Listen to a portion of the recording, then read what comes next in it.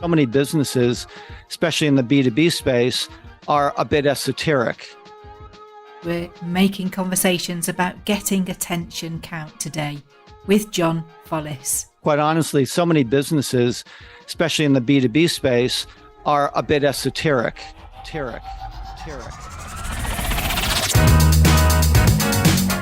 Marketing trends.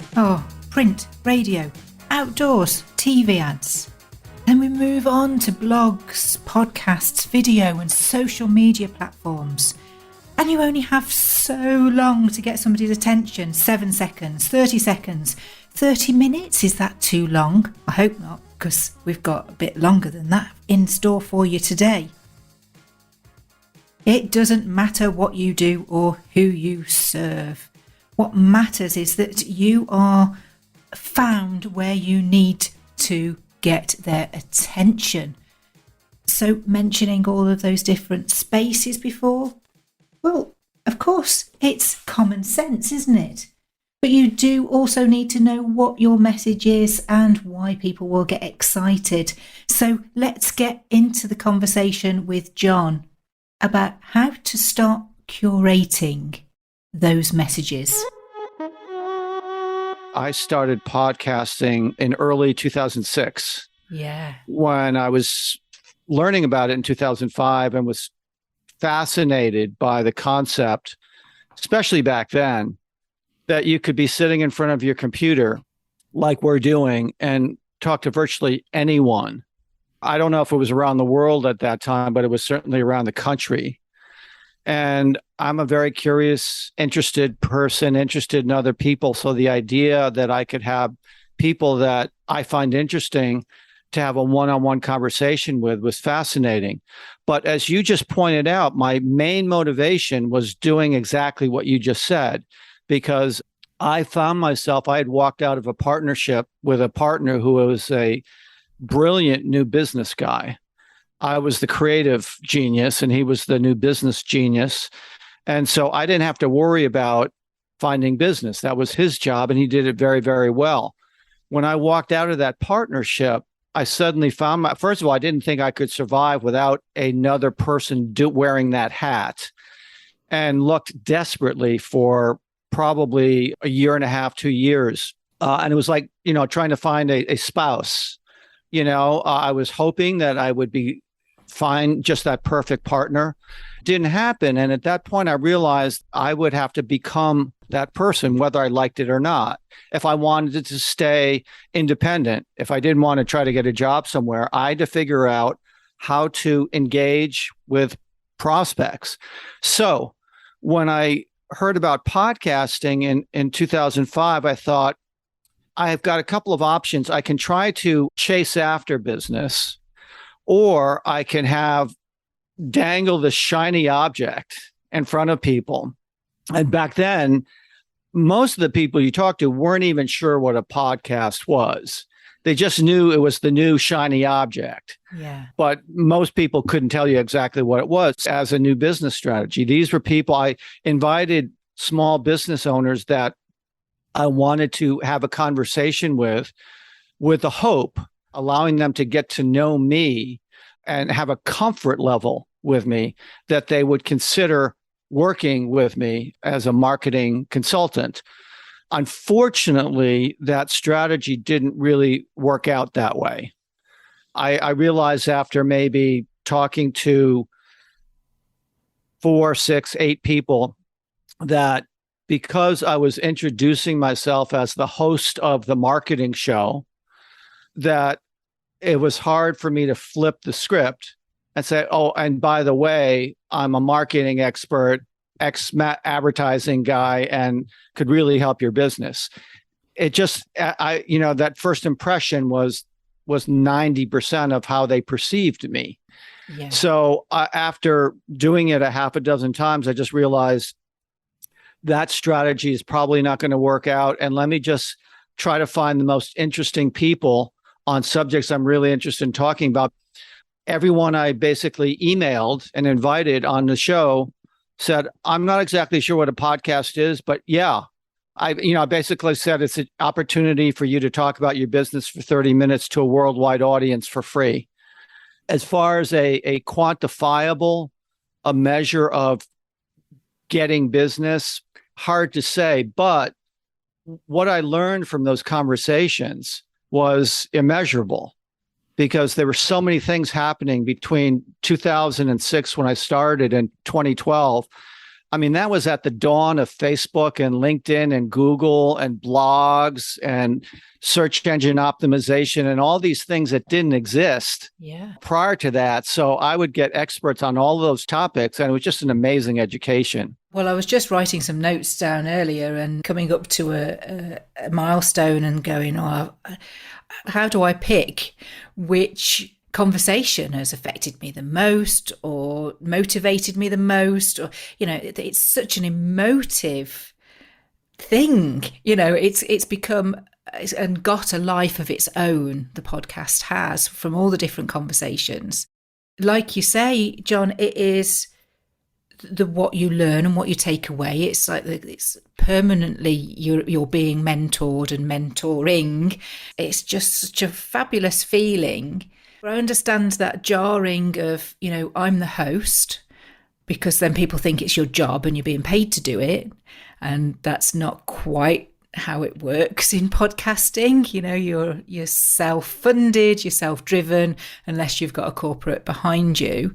Yet you do have to put in some self-promotion to say, look, I hope you like what I'm doing. I hope you like me enough. I hope you learn to trust my judgment calls and some of the responses that I give or some of the questioning that I do, so that you would, pick me if ever you needed help in that area. But it does feel odd, and it's taken a very long time to kind of see how you interject that, I'm doing this because this is kind of a passion project and I love conversations, and like you, John, I'm curious, but also I'm here, I need to make money. Yeah, in retrospect, I could have mixed up the podcast so it wasn't always me interviewing someone else, but maybe it could have been me talking about my expertise and doing it a little bit more self-promotionally. I tried to do an intro and an intro that referenced my blog and things like that, but that wasn't enough. And, whether or not I could have done anything that would have changed the perception and caused or made the podcast a tool to get people to contact me, I don't know. It could have just been the nature of it being a podcast that it may not be the best tool to get business. I mean, I've been on a ton of podcasts. It just seems like everyone who's doing it is kind of doing it for the same reason as you, but it's not a money generator for them. So I think it's really the exception that's been the case. Yeah. You've got to be famous already. Yeah. Yeah, as a branding tool and that sort of a thing. And it has many other benefits. And it's part of the reason why after doing it for as long as I did, which was about 6 years, I just decided it was no longer a good return on my investment, my time investment, And the thing is, though, John, sometimes it's about timing as well, isn't it? I've kind of came into it when, as I said, it was a podcast. It was a COVID baby. It was because I've got time. But then equally, in the marketplace, there was lots of people who suddenly had the time to launch a podcast. So there was a bit of a boom there. A huge boom. Huge. But then the competition's stiff. So you've got to be exceptionally good, or, the quality's got to be there. It's got to be great listening. But there's also been a huge learning curve around podcasts and what they are for and why you would want to listen. My husband, he doesn't do any of the social media platforms. And he's like, you've got a what? Cast? And I found a podcast that was about his football club. And he listened to that. And he said, oh, didn't think that's what it was. And it's these conceptions, isn't it? It's sort of, when people say it's radio interviews that have just gone into a fixed format, there's been a huge education as well in terms of what podcasts are about, what kind of material you can listen to as well. I mean, there's genres on anything and everything now, isn't there? There's so many podcasters like yourself who are doing it really, really well. In fact, congratulations on that award. That is a nice credential to have, right? Thank you. And our final award of the night, the Bullseye Award. Who do we got? Okay, that's the last one. And then came cancer, or then came breast cancer, I should say. Getting emotional. History story time. Jibby's jobs of the future. Locked up living. Making conversations count. Ooh, thank you so much, Sam. So there you have it. Congratulations to all the nominees. What an absolutely stellar lineup. A lot of people are doing good jobs at how many people can say they've been nominated for a significant award, right? I mean, awards, I think, are a good branding tool for credibility, and not many people can claim them. I've always tried to keep my fingers in the pot of the evolving media landscape. So unlike a lot of my peers who would just either ignore the new things that were coming along or be confused by them and dismiss them, I always wanted to learn more about them. Not so much recently because I haven't really needed to, so I get to focus on more personal passion projects. So I've slipped a little bit as far as keeping up with Instagram and TikTok and some of the newer shiny objects. When I was more proactive with my business, I felt I had to stay involved with it because it was all part of marketing. So with podcasting right around the same time was blogs. And so I started getting involved with these things simply because A, I was curious about them, and B, because I felt I needed to, if I was going to continue branding myself as a marketing expert, I had to not just know about them, but had the experience of being involved with them. So then when I talked to prospects, I really knew what I was talking about. I mean, there are so many platforms that businesses can expose themselves. I like that word. And I know that it depends on who you are and as to which platform works best for clients. But in your own experience with your own business, being a marketeer, has there been one platform that has been the surefire way for new business? Yeah, everyone's looking for that silver bullet, right? Mm-hmm. I wasn't so much about platforms as about the things that are going to get your prospect excited about what it is you're promoting or selling. And that's been, more than a social media platform, that's been more of a means of communication. What media form is best? It used to be a question of, is it print, radio, outdoor, or TV? So I think what has transplanted TV has been digital video. I'd been doing video since the late 90s. Even previous to that, we did a lot of TV work for the clients we worked with. So whenever you have the ability to get in front of your prospect with some kind of video, I think that's going to have a better chance of engaging them and getting a response from them versus a post on Instagram or, this is why TikTok has exploded. This is why Instagram Reels has exploded. It was the same mantra that I was talking about in the 20 years ago, more video. And why I started in 2013, my company called Big Idea Video, when these animated explainer type videos. I'm not sure if you're familiar with that term. Yeah. But especially with B2B businesses that required a bit of explaining or storytelling, these little whiteboard videos became all the rage back then. But so I just think that you can never be too rich, too thin, or have too much video is kind of the way I look at things. It's not so much spray and pray, is it? It's, when you look at TV advertising, that's going to be premium time on premium channels to premium audiences. It's kind of the same cocktail of looking for that formula, isn't it? In being able to put your message in places that people are going to connect with it. What it does is it forces businesses to realize that people's attention span is very short. They probably are not going to listen or watch to a 30-minute podcast, but they will listen to and watch a 30-second video. And because my training is 30-second TV commercials, there's not a big leap between a 30-second TV commercial that's got to captivate someone, get their attention, and in that period of time, get them interested to know more about your product or service. Between a TV commercial and a video, it's really the same thing. So it's not just a matter of having video, but having really short, compelling, creative, entertaining videos that get people excited about the product or service that you're trying to promote.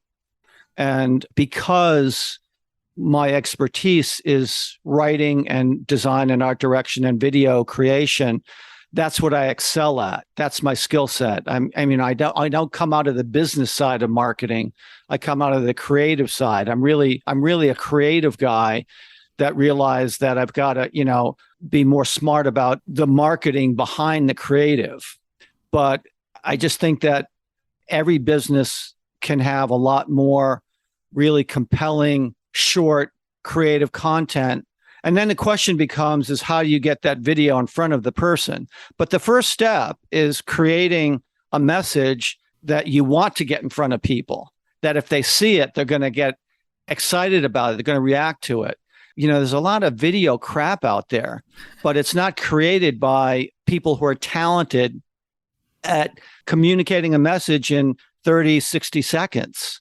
Yeah. Right. No, yeah, it is about getting that curation right, isn't it? Because I know that, it's got to be clear, it's got to be concise, there's got to be a hook, and there's got to be a call to action.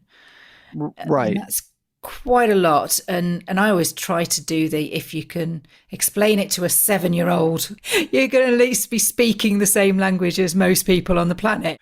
Yeah. And that's why explainer videos became so popular, because they really they dumbed it down with words and pictures, almost storybook, like a children's storybook with these little animations, because quite honestly, so many businesses, especially in the B2B space, are a bit esoteric.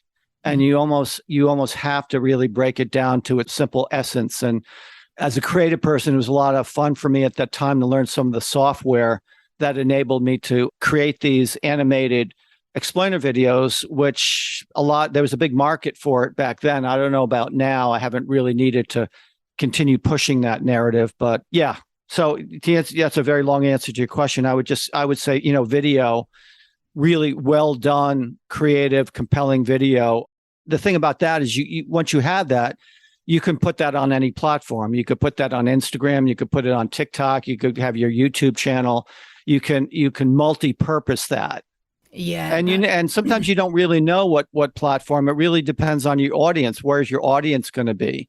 If you're talking to people of a certain age, I have to say, I'm glad I don't have to think about this stuff right now, because I think my mind would explode trying to figure this stuff out. Yeah. And I do know exactly what you're talking about, John, because, I have a list, I have a workflow of where I have to market the podcast to, as just an example. And the list goes on, and there are certain things that you get habitual about. So, you're going to go on LinkedIn and Twitter and Facebook and Instagram and TikTok.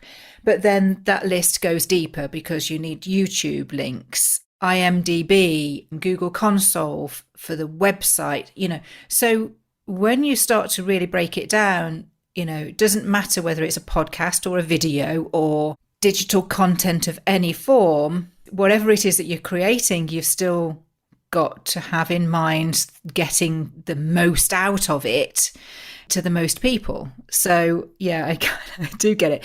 I did a LinkedIn post a while ago, and I think it was entitled, it was a blog that I'd written, "How do you get anybody's attention these days?" was the question. And the headline that I put was, "I am a man trapped in a woman's body." And it was just talking about the mentality of, how you're taught in the industry that I'm in, the approach that the training has given me. And you just go, do you know what? it took me nearly 30 years to embrace my feminine side because I'd been taught to be a man in my job. So I don't know. I don't know what the answer is. We're still loading the bullets, John. But and the other thing is, I at least my experience is, by the time I figure something out, Instagram Reels or TikTok, whatever, they'll change it. Yeah. The algorithms would change, or there's a new shiny object, and and then I got to start. Oh my God! Now I got to learn about this platform. And the funny thing is, right? Everybody's going, "Oh, it's the algorithm," right? Which, yes, is a computer. But who programs the computer? It's humans. We're doing this to ourselves. Why?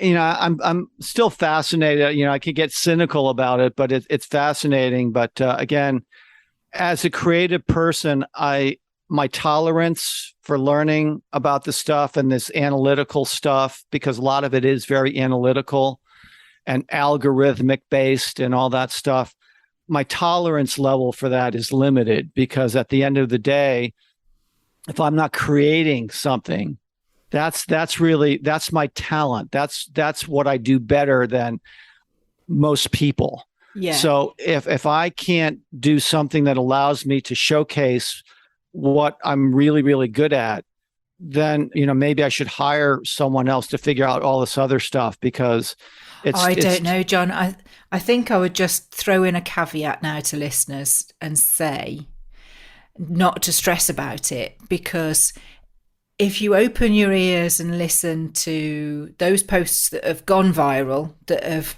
gone, off the trajectory scale of anticipated expectation, nobody knows why they've done that. So there's really little point in trying to figure it out. You should just be creative, go with the flow. Whatever you feel like putting out there is what you should feel like putting out there that day, that time, whatever, because ultimately that's what may be the next big deal. Who knows? Yeah. Well, I do think it needs to be strategically targeted. I'm a big believer in it's not just about being creative. It's about being a disciplined creative person. You're well aware of what you're trying to achieve. Yes. With the creative message. You know who you're talking to. You know what media platform it's going to be on. So you can discipline your creative message well enough so it's more targeted. Yes, I agree entirely with you, John. I wasn't trying to be flippant about, anything else, but it is simply that when you know what you do and how you help and the difference that that's going to make, that's kind of your strategy embedded in you, like, a stick of rock, isn't it? The message goes through your core. So it's then allowing that creativity to happen. We're going to carry on that conversation in just a moment. But first, in every episode, I like to ask the guest about a conversation that acted as a noticeable turning point. So, John, tell me your conversation. So when I was operating my ad agency and found myself needing to be not just the creative director, but also the new business guy, I realized I had to really step up my networking skills. So I was invited by a woman friend of mine to attend a Women in Communications meeting in New York City. And some very high-powered women in communications, PR, advertising, marketing were at this event. I enjoyed the event. I was leaving the event. I was introduced to the president of the organization, who said, "So glad to have you here, John. I hope you consider becoming a member." To which I replied, I thought this organization was called Women in Communications, not Women and Men in Communications. She said, "Oh, yes, it's Women in Communications, but we do have some male members, and I hope you consider joining." I said, "So how many members do you have in total?" She said, "Oh, we have about 500 members." And I said, "How many of them are men?" She goes, "Oh, I think we were up to 7 now."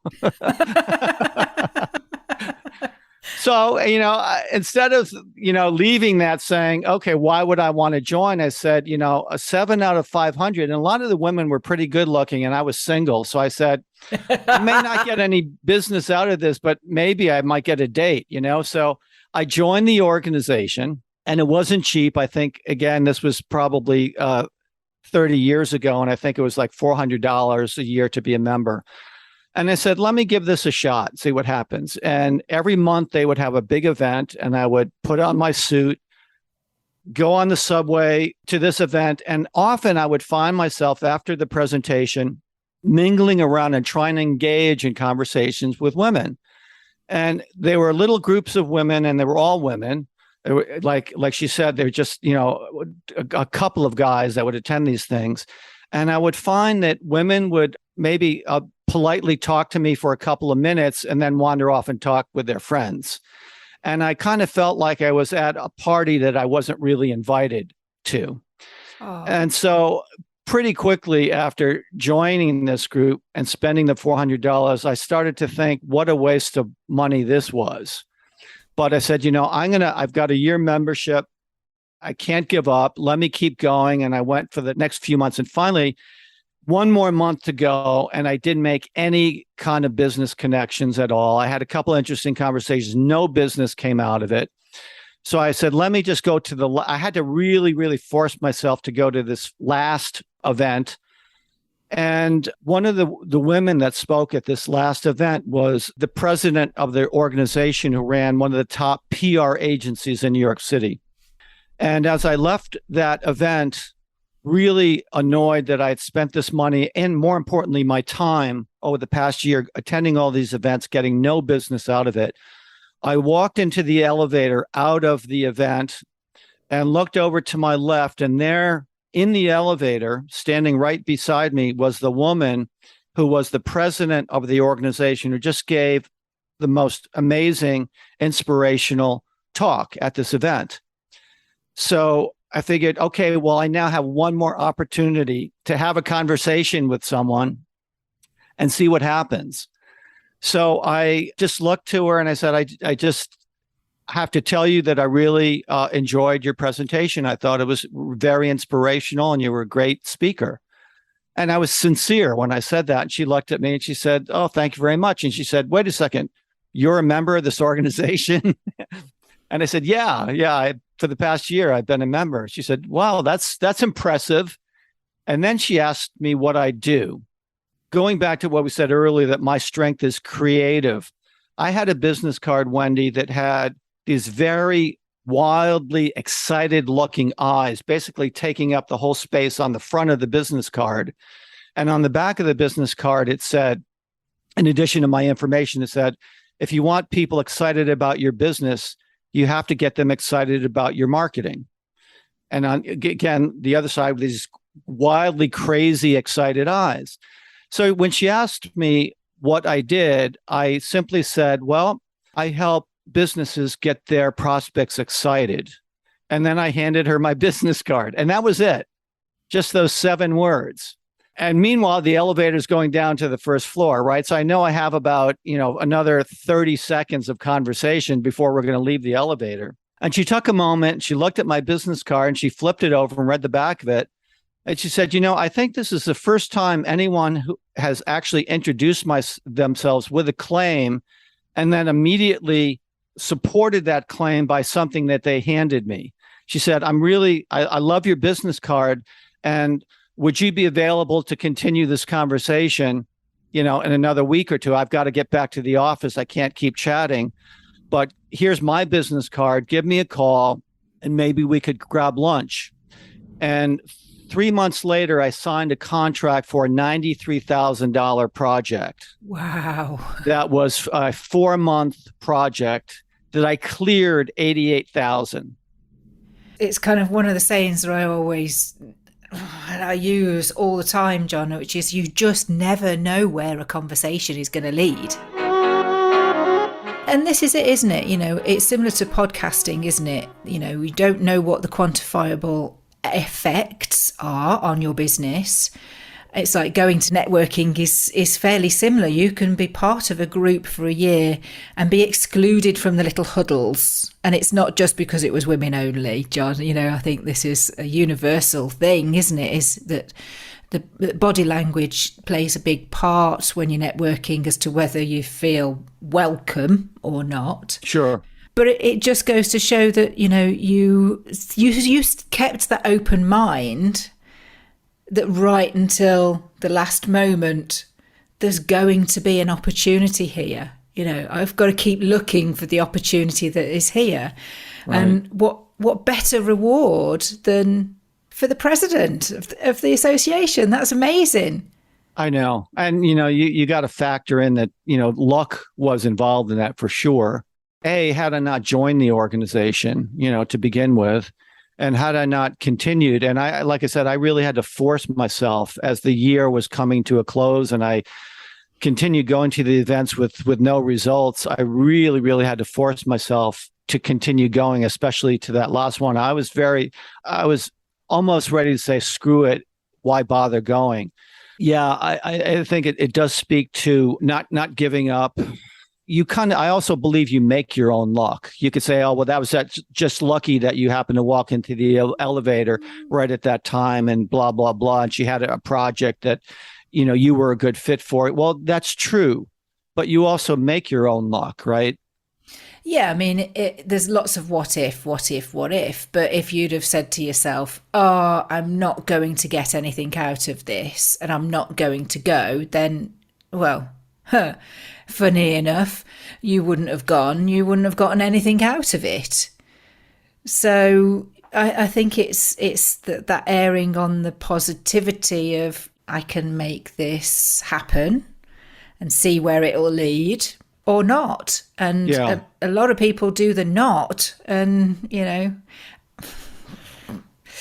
it's just, again, it's like anything. I think you have to have an ultimate goal.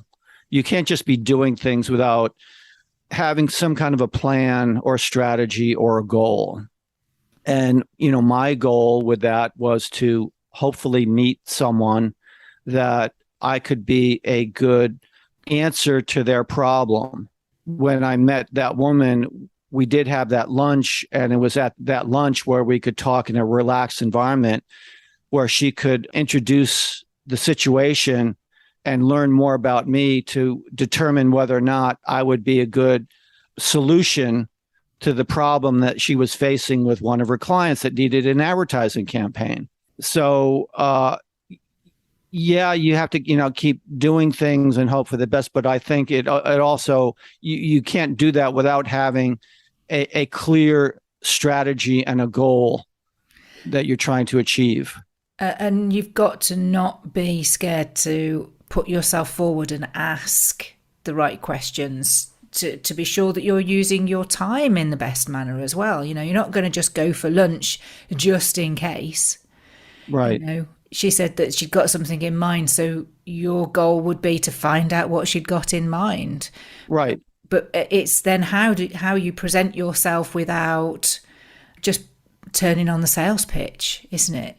Yeah. And listen, you could, I think part of the problem with social media is that people just post. And they don't realize that, sometimes it just feels like it's all going into a black hole.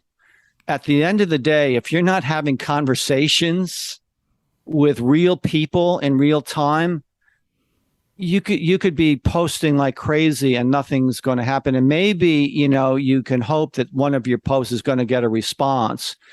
But you've also got to realize that you've got to do whatever you can ultimately to create a conversation with someone. Yeah.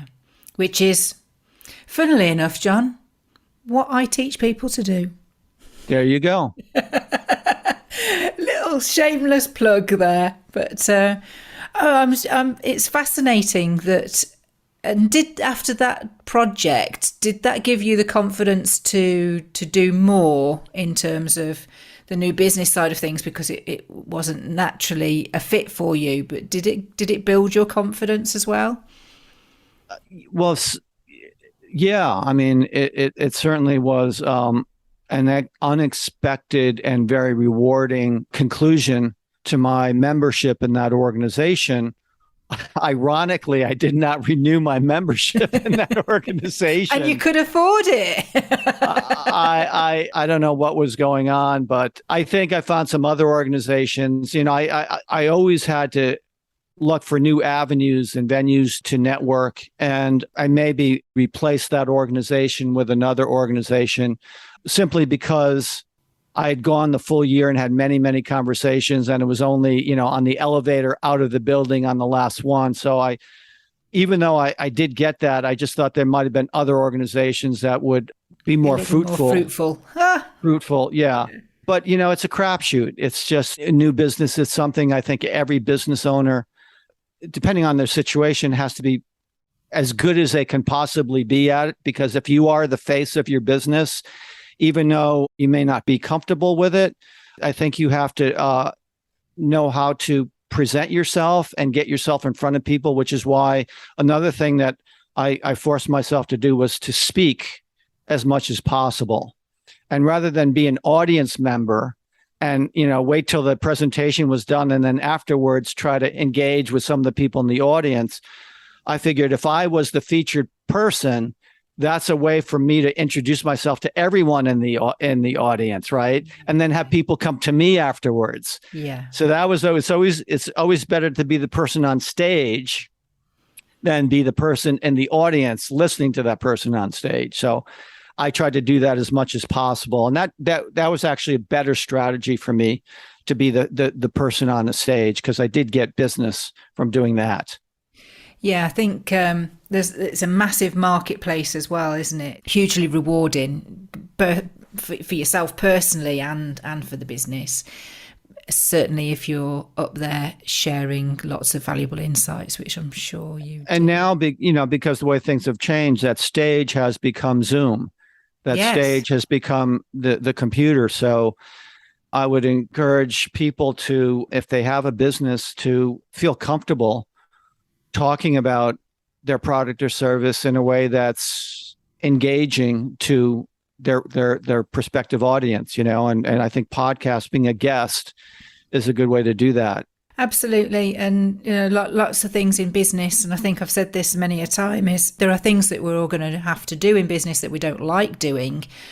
Do the things that come naturally to you and do those really well, but it's worth pushing yourself to embrace some of these other technologies and platforms, isn't it, to be able to reach your audience and get comfortable with it. It's going to take practice.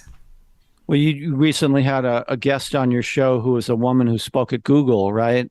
Oh, yeah, Simone. Yeah, absolutely. And I didn't hear the whole thing, but this was a woman who got herself to speak on stage. I don't know if it was done virtually or physically on stage. Physically on stage, yeah.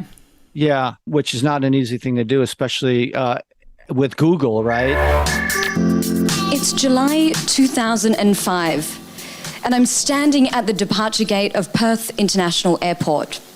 And my mother isn't speaking to me. In fact, she hasn't spoken to me for 6 months because I announced that I would be leaving my university degree midway to launch a career in entertainment. And I don't know exactly how she got invited, but social media. Oh yeah, that's right. She said it was an Instagram post or something like that. Yeah. So, there's a high five for social media. And again, I would be interested now, knowing that story. I want to look at her social media content to see what she's posting on social media, because if it was an Instagram post that got Google interested in her enough to invite her to speak, I want to see what that was, right? Yeah. Because it's not just posting, but it's what is the content that you're posting, and is it engaging and exciting people? So obviously in her case, it was doing that. And she said it, and understandably, that kind of turned her career around. When you get a speaking gig at Google, I mean, that's, it doesn't get better than that, right? Maybe Exactly. maybe a TED talk. Yeah, she did say actually that, and she talks about, it's a half an hour talk that she gives at Google, but she delivered a minute of brilliance. And it was that a minute of brilliance that she was able to pick out and use as her Instagram reel or whatever it was.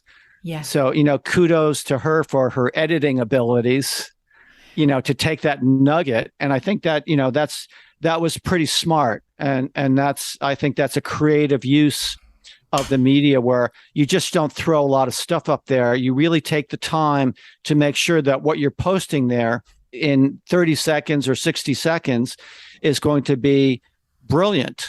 Yes. And to use her words, right? This is what gets people's attention because, audio, video, it cuts through the written word, I think. The written word has its place. But I think audio and video, you can just get to the heart of things, can't you? Well, the thing is, I don't think people read anymore, especially if you have the choice of clicking on when they social media, it's swipe, quick sound bites, video sound bites. So it's very different than it was 20 or 30 years ago when there was a lot more stuff to read. And I think we're trained because of platforms like Instagram Reels and TikTok to just watch short videos. Yeah. I mean, they say, don't they, that it's our attention span. Yet when you consider how much time you find yourself dead scrolling, looking for that bit of content that will actually, excite you, you could probably lose a good half an hour and longer over the course of a day. Yet if you were to show yourself those stats of how much time you waste, would you have preferred to have immersed yourself in a book? I think it's generational, Wendy. Yeah. I think when you talk to people my age, maybe your age, they would agree with you about the book. It would be interesting to ask people under 30 how many books they've read this year. Yes, because I would say the answer for most people would be 0. If it was, throwing down Brad Sugar's challenge that he gave on the show, which is, a book a week.